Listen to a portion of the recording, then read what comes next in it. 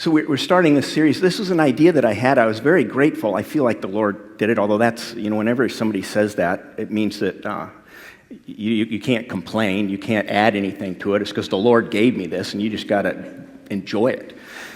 But the reality is, I don't know about you when you come to Advent or Easter, and after, maybe you feel the same way, after having given so many messages on Advent and Easter, you just go, what is there new to be said?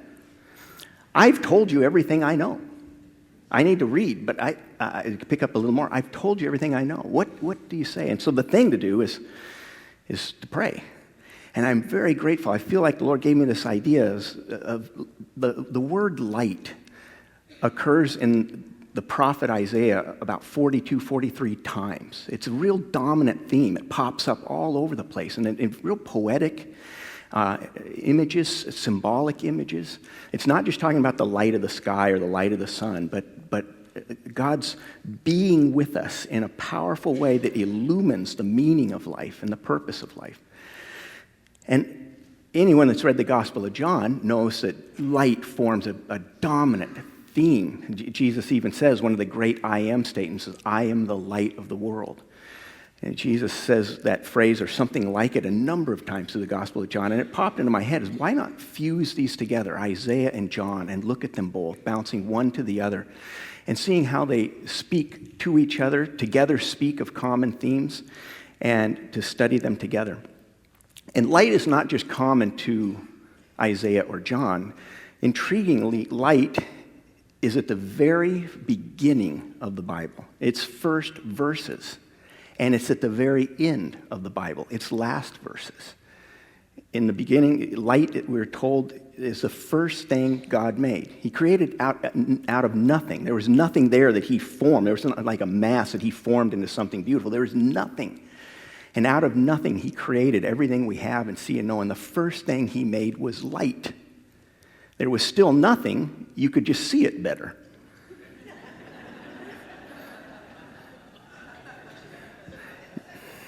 I mean, really, when you think about it. And then he went on, creating all kinds of things. And the light at the beginning and then light at the end, where it talks about when the fullness of Jesus comes, of which we've only seen in part.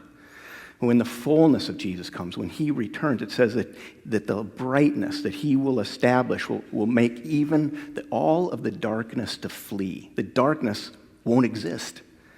And so this light is a precious theme. And so as we look at this, I invite you to ponder in your own head, what is this saying to you about light and life, the meaning of who God is and what he's done for us?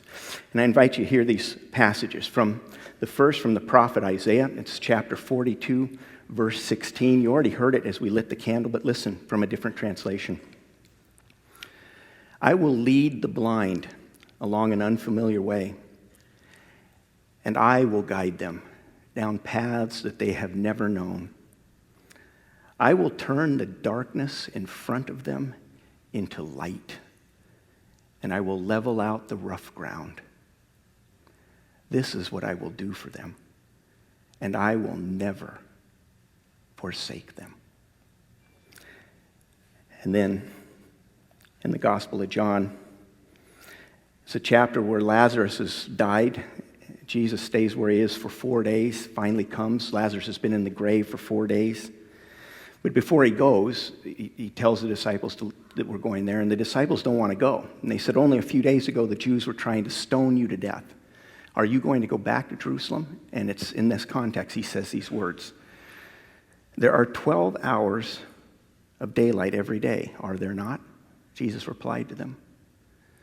If someone walks in the daylight, he won't stumble, for he has the light of this world by which to walk. But if he walks at night, he will stumble, for there is no light within him. These together, they're the word of the Lord for us today. Thanks be to God for his word. This passage from Isaiah, it's a beautiful thing when you see at the beginning of 4 of the sentences, I will, I will. I think there's 2 types of sermons Just like there's two types of people in this world, those who divide people into two groups and those who don't. And there's two types of sermons, I think. And those who preach lean one way or another, sometimes very strongly. On the one hand are sermons that tell what you're supposed to do. This is what you're supposed to do. You're supposed to live this way. You're supposed to act this way. This is what it means to be a Christian, what you're supposed to put into practice. It's doing. And on the other side are sermons that are about why you should do it. What is the reality, the truth of life that would determine why one would live one way? There's why to do sermons and what you should do sermons. And I think when we take these two passages, Isaiah and John, we realize that they are making clear something the scriptures make clear, is you can't have just one or the other. The Bible is about why and what to do.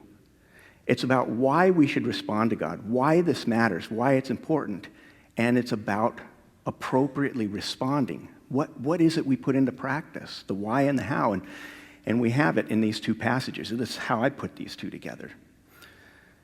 If you look at the beginning, it says, I will lead the blind along an unfamiliar way.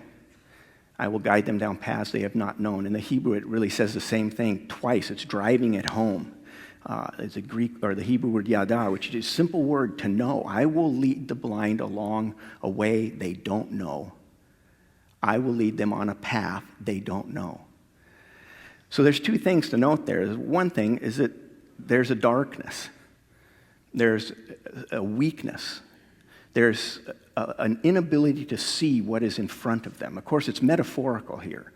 What Isaiah is speaking about is that the people of God, God's own people, especially when you think about the context of Israel, the very people who should know better don't know better. They don't see. They're blind.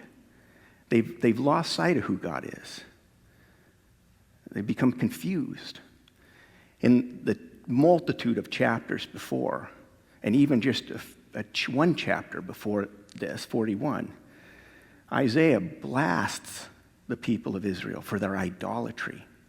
He says, you guys, you bow down before every tree there is in worship. He says, the craftsman takes a log, and he cuts down the tree and takes a log and cuts it in half, and half of it he puts and stacks as firewood to cook by, and the other half he carves into an idol and worships. And it's Isaiah's way of saying, how stupid is this? How blind are you? It goes on and on and on, but there's this great thing. There's a blindness, to be sure. There's a darkness. But there's this great promise that I will lead the blind along an unfamiliar path. The path that they've been used to, in Isaiah's case, idolatry, but you can enlarge it to just being lost. Being in a place where you don't know how to get down, or even that it's dangerous.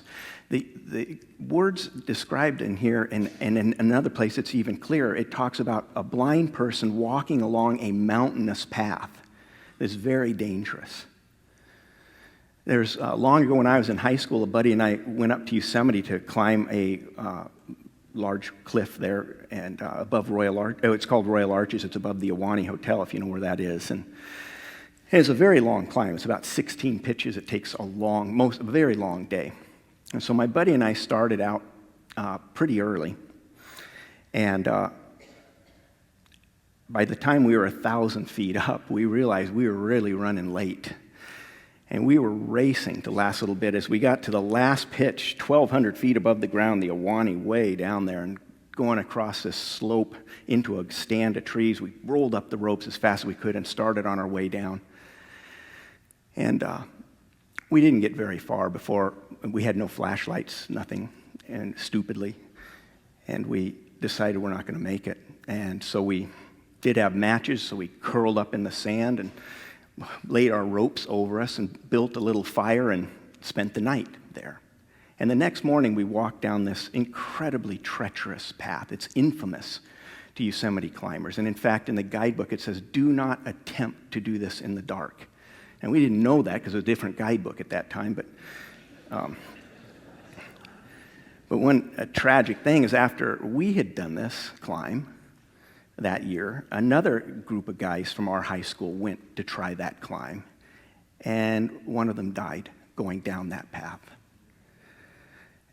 It's this mindset that blindness isn't just an innocent ignorance of the facts or truth. It doesn't just mean you don't know what's true or you're misreading the signs or worshiping in the wrong way. When the Bible talks about being blind in the darkness, it's talking about a desperately dangerous situation and something that needs to be remedied. And what we have in this is God's promise: I will guide the blind along an unfamiliar way. They don't need to know the course. They don't need to know where they're going. I will do it. I will guide them down paths that they don't know. This is such a great promise. Because you get this idea of, and I hope I'm not the only one that feels it, but the feeling like, God, I don't know what to do, and I don't know how to change. I don't know how to change the thoughts or the feelings within me. They've controlled me too long. What do I do? How do I do it? There are so many times I think we Christians, even we Christians who've been Christian for decades, put this burden on ourselves of, I just got to figure out how to get my life better, and change this or fix that. And through the whole of the scriptures is this recurring promise that God will lead us. He will take care of it. It's not a question ever about getting our lives so in tune with what's right, so in tune with what's God, that then He will come and respond. The whole of the Christian faith is about God saying, I will come to you when you can't see. I will seek you out when you're running after idols. I will pursue you. I will chase you. I will make you to walk right in the right places. I've been teaching this class for Gordon Conwell Seminary. It's an online class, so there's 3 online classes. We had the last one on Thursday. In my class, they're almost all musicians, which is intriguing. They're almost all 2 choir leaders, a couple praise song leaders, all taking an introduction to theology class. And we talked about what did they learn? And 2 of them said that what struck me the most after a semester of reading deep, good theology, what struck them the most, and 2 of them said, it is changing how I'm leading my choir, is this unexplainable, unimaginable story of a God who relentlessly pursues us. He chases us. He comes from heaven to earth to show Himself, to reveal Himself, to grab our hearts. This whole story is a story about what God does. What God does. And we see it in here. I will lead them. I will guide them. The third, I will turn the darkness in front of them into light. Not only will He guide them as blind on paths, as if they're blind and being led, but He will actually illumine the path so that they're able to see, blind no more. And then that final line, He says, this is what I'll do for them. These are the things. And He says, I will not abandon them or forsake them. You can translate that word in different ways, abandon, forsake. But it's a word that's used commonly in Hebrew for a widow who's lost her husband. It's abandoned, in a sense, lost. It's used of parents who lose a child. It's used of peoples who are lost in war. It's an utter loss. And God says, I will make sure that doesn't happen to you. So this whole passage, it's just filled with the promise that saturates the whole of Scripture. This is a story of God. It's not a story of us. It's a story of God doing something, of working something, and it's for our good. And that we can throw ourselves on His kindness and rest in that. That's the trick of the Christian life. But as I said at the beginning, there's 2 types of sermons. There's some that emphasize why we do things, and this is a why. Why should we respond? Why should we live this certain way? Why should we come to church? Why do we worship? Because of this. This is a why passage. Because God loves us. He pursues us. He's done everything we need to have our lives made whole and right. He is after us and He is good. This is why we should respond. But we don't just stop there. We don't just end with the whys, but we move to how then should we respond? What do we do? And it's intriguing that what Jesus sets up for us in that Gospel of John passage is a very simple statement of reality, which sets the stage for our own I will. The disciples are absolutely terrified in the Gospel of John in that chapter 11. Jesus had fled in the chapters before because they were going to kill him. They had made an attempt to capture him. He slips out of the crowd. He'd gone up north, and now word has come to him that Lazarus has died, a dear friend, and the two sisters had sent word saying, your friend is dead, or dying at that point, and come. Jesus stays 4 days. Well, actually 2 days, and then he has to journey for a day. And so he arrives, finds that Lazarus had been dead in the grave. But before he goes, he turns to the disciples and he says, our friend Lazarus has fallen asleep, and I am going to wake him up. The disciples said in response, they said, Lord, if he's fallen asleep, he'll be okay. You don't need to go. You see, we always try and get the Lord to do what we want him to do, and we're really good at it. Sometimes we can act like we know more than he does. They say, Lord, only a few days ago, the Jews were trying to stone you to death, and you're going to go back? Come on. You should be smarter than that. And sometimes we try to get God to bend to our will by acting like we're smarter than he is. We see the picture better. But when that doesn't work, we play the really deep disciple, and they say, Lord, you know, we care nothing more than for Lazarus, and we'd do anything for dear Lazarus. But if he's snoozing, he's obviously getting better, and there's no reason we need to travel. And it says, John is very blunt. He said, actually, Jesus had spoken about Lazarus' death. So he told them quite plainly, Lazarus is dead. And I'm glad I was not there for your sake, that you might learn to believe. Now let us go to him. But it's in this whole struggle with trying to get the disciples to be with him, to walk in the right path, to respond rightly, that he says those words. They say, are you going to go back there? And he says, there's 12 hours of daylight every day. Are there not?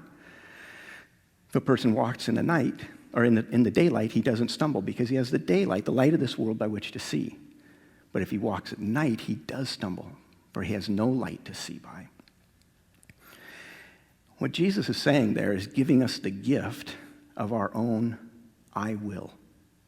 4 times it says here, I will do this, I will do this. But in this great little passage in John, he gives us the ability to have our own I will, which is just a simple, I will follow. I will follow you, Lord. I will follow. The one who walks in the light. What does Jesus mean by this? Within the Gospel of John, the simple fact that he is the light. He's the one that shows what life is about, what it was meant to be, what his purpose is for us, and how we're to look in our own lives. That he is the light. And he's saying, those who walk with me, they won't stumble. The last line is an intriguing line. Most translations don't pick it up, but it's the exact literal how the Greek should read. There is no light in him. There is no light within us that will get us through the darkness of this life. There is no light within us that will get us through the darkness of our own decisions. There's no light within us that we might turn to, open up, unveil, that will make our lives fall right. What we need is a light that comes from outside and who leads the way.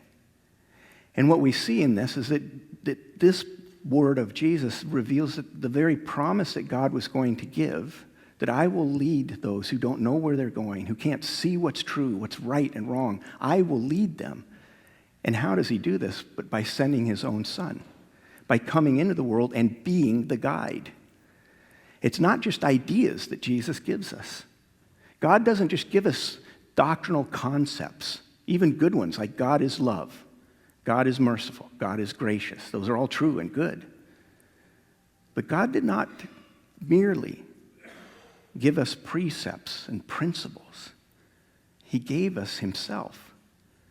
He didn't just give us a promise that you're going to make it along the path on difficult journeys and pathways. He gave us himself.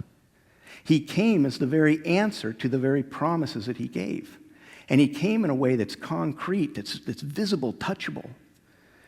John, who wrote the gospel, when he was writing letters to the churches at the end of the Bible, He begins 1 John by saying, that which we have seen, that which we have heard, that which our hands have touched and our eyes have beheld, this we make known to you.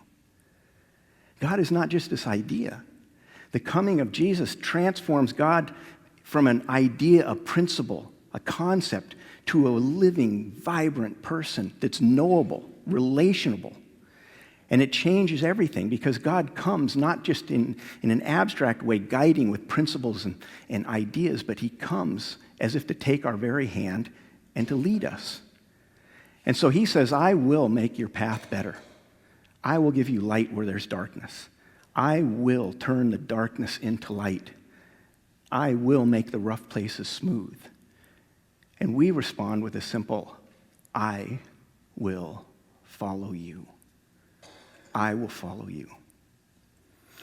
When I read my Bible, I have codes that I put in the margins that express different things and summarize different passages. And one of them is an S and an R with a box around it.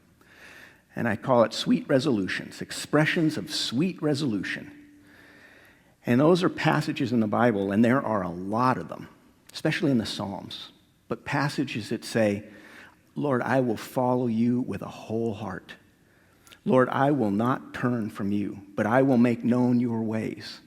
Lord, I will meditate on your word day and night. I will not stray from your principles. On and on and on. There's expressions of sweet resolution. And I found in my own quiet times, my own walk with God, is to grab those and to make them regular statements. That God, I will walk the way you want me to walk.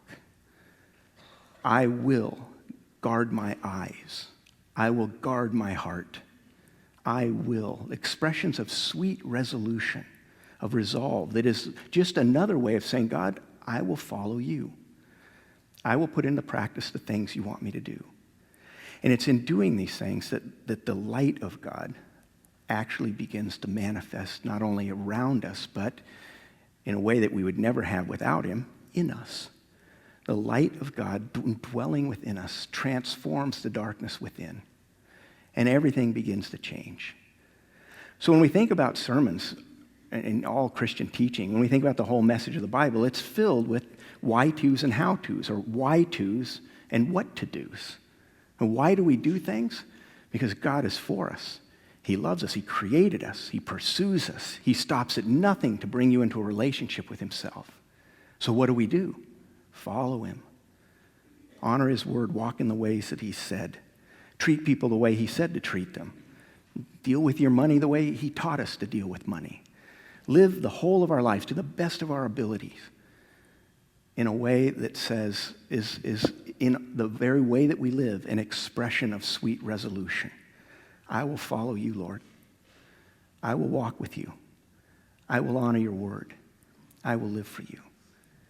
And know that when you stumble, which you will, that there is a God who says, I will guide you. I will lead you in paths you don't yet know, as he's continually bringing you ever deeper into his plan and his work. And that is yet another reason why we say, I will follow you. It's a cycle. The two sides of the Christian life.